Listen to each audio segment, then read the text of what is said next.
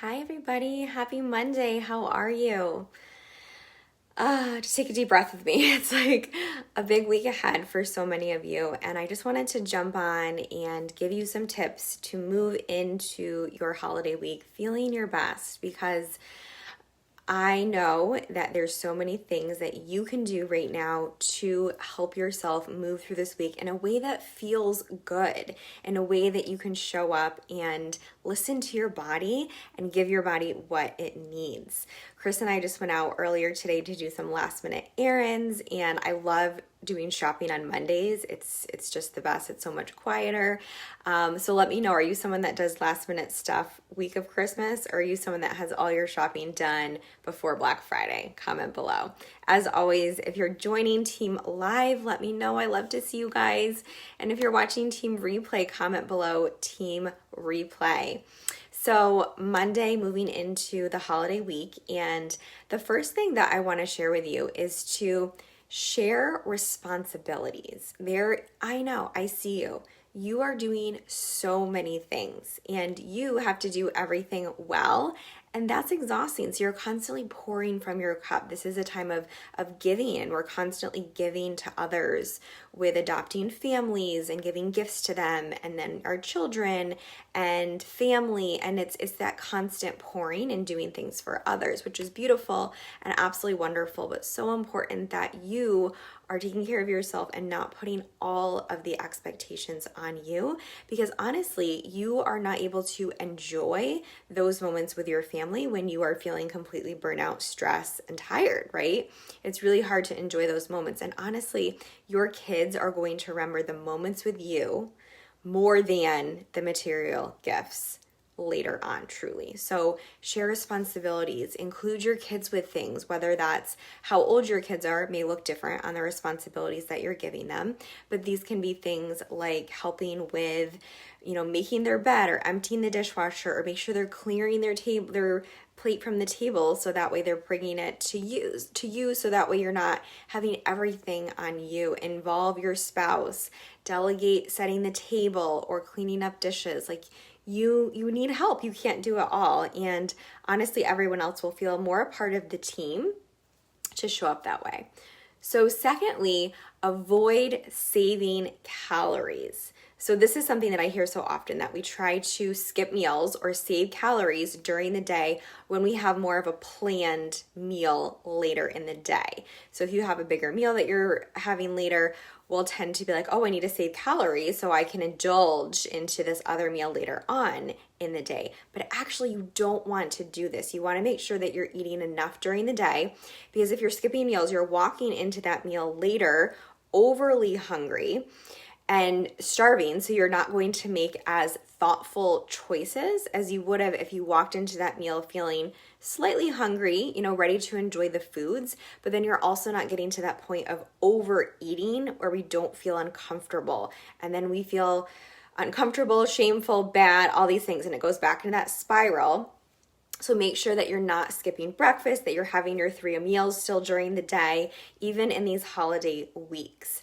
And then the third thing there is to avoid those compensatory behaviors. We feel like if we do overeat at a meal, that we need to, again, skip breakfast or, work out for an hour or avoid all of those treats the next day. And this is just setting you up back into that mindset of eating all of these, fun, delicious foods, or eating perfectly healthy. And this is the biggest limiting thing from moving you out of this cycle. So make sure you're having your breakfast, have your lunch, and then I focus really on adding things. What can you add to your plate to make you feel better? So for Christmas, if you're having a delicious breakfast with maybe carb-heavy foods, French toast, monkey bread, cinnamon rolls, like all those delicious fun things, wonderful, enjoy that, but then add some protein. So add eggs or do an egg bake. I just sent a recipe to my clients for this, for some vegetables and protein that's so easy.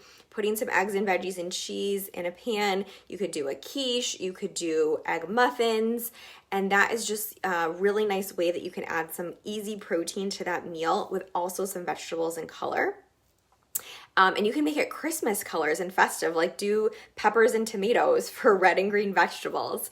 And then add some fruit. So doing like a nice pretty fruit bowl, some berries or pomegranate, oranges, add some fruit on the side. I guarantee if you have these foods available to people, they will eat them. A lot of times they're just not presented. So add those to your plate, focus on adding, make sure you are drinking enough water.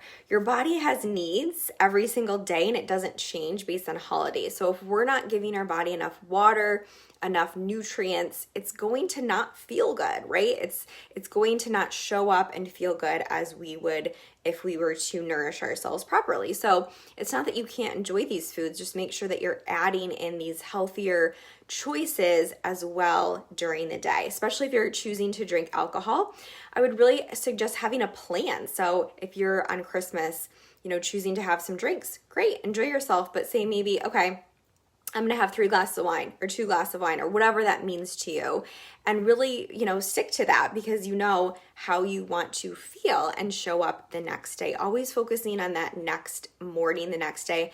How do I want to show up for myself the next day? And how is this going to make me feel without needing to completely restrict those things? And then avoiding those compensatory behaviors. So I talked about that, avoiding skipping meals or feeling like the next day that you need to restrict yourself. And the last thing is to really give yourself space and time. So this can look a lot of different ways. Sometimes the holidays are really busy and overwhelming and loud. Like if you have a lot of people in your family that are loud and, constant talking, this can be really overwhelming to be around for days or hours at a time. So making sure that you're giving yourself space. And this can look different ways. Maybe that's if you're at a holiday party, you just take a few minutes and go into a different room and just go by yourself for a few minutes. Or, after the party that you leave, go home and maybe go up in your room and close the door and read for a little bit. Or before you go to the party, make sure you're taking some space and time for yourself, or have your spouse, take the kids and do something with them and play with them so you have that time for yourself. It's so important that you're giving yourself space. Like if you have kids that are just like constantly on you or someone always needing your attention, it's exhausting, it's draining, and you need to be able to take care of yourself so that way you can show up for everybody else in your life and just be more present and available. Again, as I said in the beginning, your kids and your family are going to remember the moments and how you showed up to be available versus all the material things with the presents and even the food and things like that. So just remember that.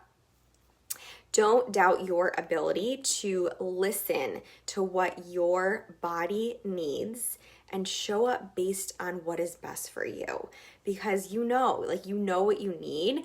And if you don't, it's so important that you're checking in with yourself. One of the first things that I'm working on with women is awareness.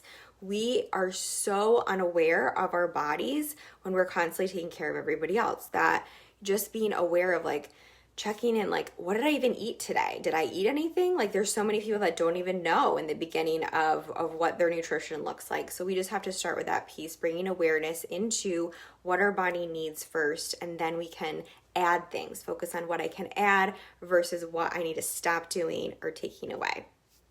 So my message for you, those are my tips for your holiday week.